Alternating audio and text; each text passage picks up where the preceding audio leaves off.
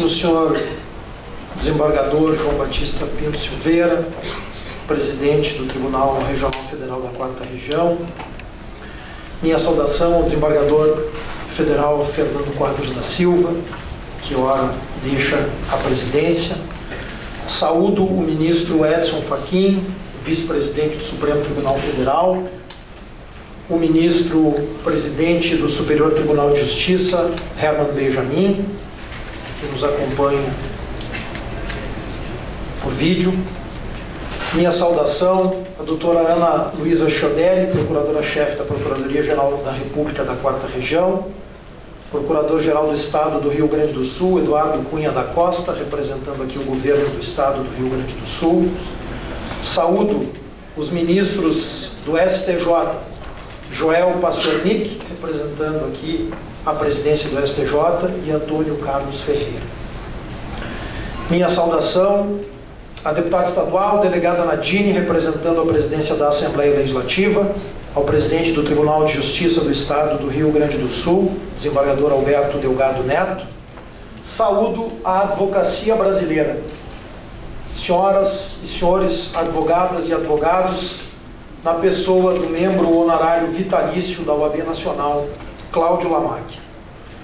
Minha saudação à desembargadora Tânia Hicksigel, representando neste ato o Superior Tribunal Militar, ao prefeito de Porto Alegre, Sebastião Melo, ao presidente do Tribunal Regional do Trabalho da 4ª Região, desembargador Ricardo Hofmeister de Almeida Martins Costa, e ao presidente do Tribunal Regional Eleitoral, desembargador Mário Crespo Bruno.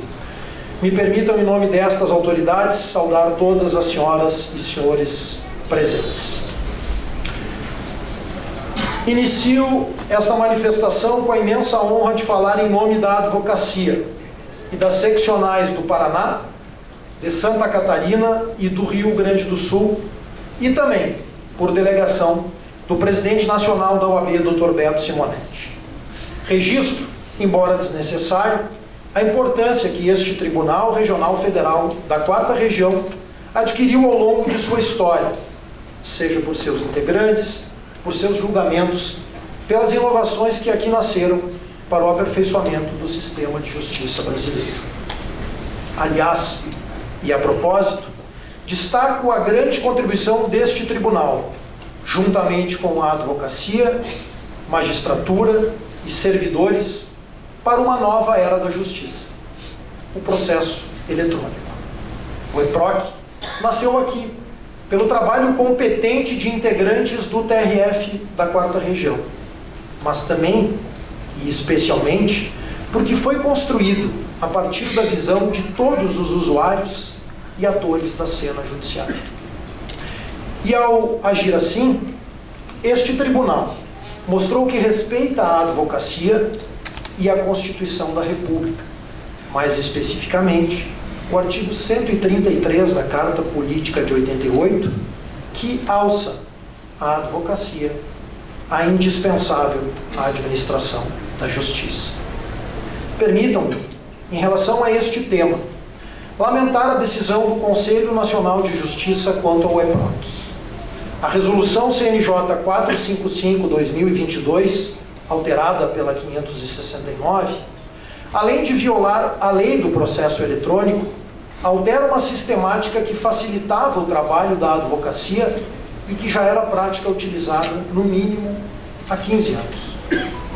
É grave que o órgão máximo de controle externo do Poder Judiciário viole a lei e queira, por meio de resoluções, impor sua visão, sem um debate amplo e sem conhecer as peculiaridades da base e do dia a dia dos operadores do direito. Outra recente iniciativa do Conselho Nacional de Justiça, que também violou a lei, foi a Resolução CNJ 591/2024, que atenta gravemente contra a prerrogativa da advocacia e contra a sociedade, quando busca limitar o direito à sustentação oral. Por isso, a OAB Gaúcha, já em 2023, antevendo esse cenário, lançou a campanha Vídeo Gravado não é sustentação moral. E assim seguirá, na luta pelo direito da advocacia falar nos tribunais em nome da cidadania. O CNJ foi e continua sendo um grande avanço institucional.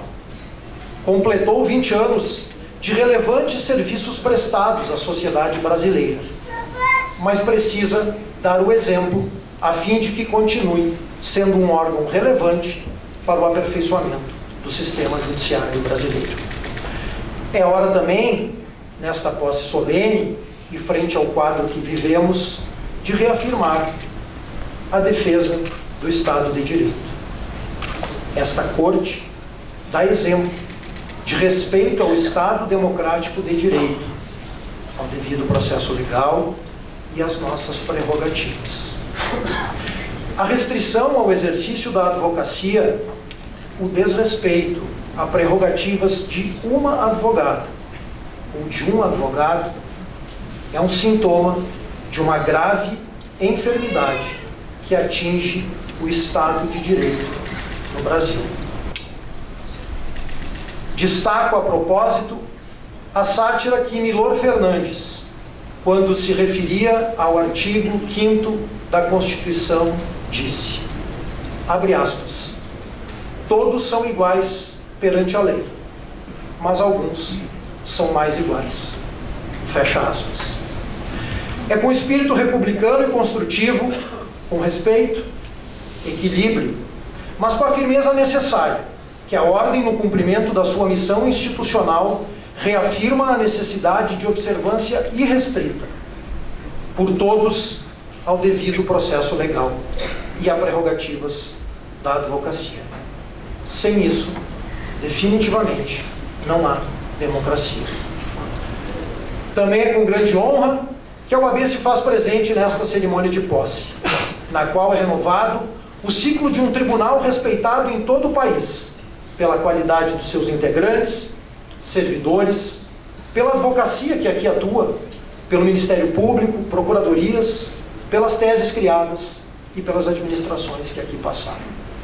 Com tais considerações, peço licença para render inicialmente uma homenagem de reconhecimento da advocacia ao ilustre e sempre presidente desta Corte, desembargador Fernando Quadros da Silva, e aos desembargadores que integraram a sua administração, o vice-presidente, desembargador João Batista Pinto Silveira, e a corregedora regional, desembargadora Vânia Raque de Almeida, pelo exemplar trabalho de leal cooperação e profícua integração com a advocacia, o que vem assegurando a continuidade da acentuada melhoria da prestação jurisdicional.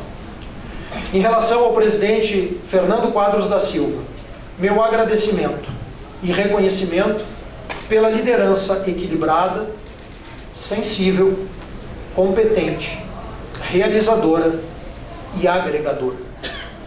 Todos os pleitos da advocacia durante a administração de Sua Excelência foram recebidos de forma cuidadosa, respeitosa e tiveram a atenção do presidente Fernando Quadros, visando verdadeiramente a entrega de soluções e melhorias para o exercício profissional das advogadas e advogados que aqui militam.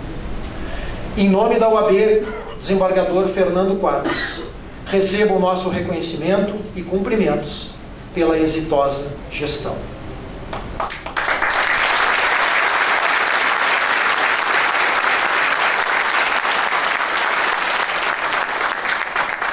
Enfrentamos juntos as enchentes de 2024, quando cunhei a expressão que não representou nenhum exagero, mas a realidade do que ocorreu. O sistema de justiça gaúcho ficou debaixo d'água. Este TRF, a OAB, os demais tribunais, o Ministério Público, a Defensoria, todos foram atingidos pelas forças das águas. A OAB Gaúcha transferiu sua sede para a Universidade Federal do Rio Grande do Sul e colocou no ar um inédito programa de acolhimento que atendeu mais de 2.000 advogadas e advogados gaúchos com recursos a fundo perdido. Lançamos 4 grandes temas para a sociedade gaúcha: a dívida do Rio Grande do Sul, antecipação do pagamento dos precatórios federais, a Zona Franca e recursos do Fundo de Defesa dos Direitos Difusos. A extinção da dívida do Rio Grande do Sul para com a União é uma questão de direito e de justiça. Uma dívida ilegal, imoral e nefasta para o futuro do Rio Grande. Nos autos da ação civil originária 2059, que tramita no Supremo Tribunal Federal, ajuizada em 2012 pelo presidente Cláudio Lamarck, a Ordem Gaúcha conseguiu, nas audiências realizadas após as enchentes pela condução sensível e justa do ministro Luiz Fux, a antecipação do pagamento dos precatórios federais. Foram 4 bilhões de reais colocados na economia gaúcha em setembro de 2024, com o apoio imediato e incondicional do presidente Fernando Quadros, do vice-presidente João Batista Pinto Silveira e deste tribunal. Saúdo nesta sequência, e com as melhores expectativas e votos de pleno êxito, os desembargadores que ora assumem a direção dos trabalhos sob o comando do desembargador federal João Batista Pinto Silveira, da sua vice-presidente, a desembargadora federal Vivian Pantaleão Caminha, tendo como corregedora regional a desembargadora federal Salise Monteiro Sanchotem. Desembargador João Batista Pinto Silveira, Vossa Excelência assume a presidência deste tribunal a partir das suas incontáveis virtudes e da sua notória capacidade profissional e pessoal. Vossa Excelência honra a advocacia gaúcha e brasileira como representante do 5º Constitucional desse importante tribunal. Tem os atributos necessários ao exercício da magistratura, sendo imparcial, justo e técnico em sua atuação, mas carrega a experiência da advocacia, que oportuniza a vivência direta do drama das partes, daqueles que num país que insiste em ser injusto com sua gente, precisam do poder judiciário como última trincheira de esperança pelos seus tão desrespeitados direitos. A regra do 5º Constitucional, no artigo 94, confirma que o Constituinte, sensível à realidade, quis colocar nos tribunais a experiência, aurida pelos advogados, advogadas e membros do Ministério Público. Por esse mandamento, são transformados em magistrados profissionais da advocacia do MP, com mais de 10 anos de efetivo exercício da profissão, de notório saber jurídico, reputação ilibada e indiscutível competência. Exatamente o caso de Vossa Excelência, desembargador João Batista. Sua invejável trajetória como advogado e depois magistrado deste tribunal é garantia de segurança para a continuidade da vida profícua do TRF-4, que honra sobremodo a magistratura federal de nosso país, notadamente diante da capacidade de cada uma e de cada um dos magistrados que o integram. Aqui, onde o cidadão deposita seus anseios de justiça, é um lugar no qual a advogada e o advogado exercitam por inteiro seu importante e elevado munus público, que nas palavras do patrono da advocacia brasileira, o imortal Rui Barbosa, tem uma dignidade quase sacerdotal. Finalizo, renovando ao presidente, desembargador federal João Batista Pinto Silveira, a sua vice-presidente, experiente desembargadora Vivian Caminha, a sua corregedora, igualmente experiente desembargadora federal Salise Monteiro Sanchotem, desejando os melhores votos de sucesso na missão que ora se investa. A justiça, estou e estamos certos, há de prevalecer. Muito obrigado.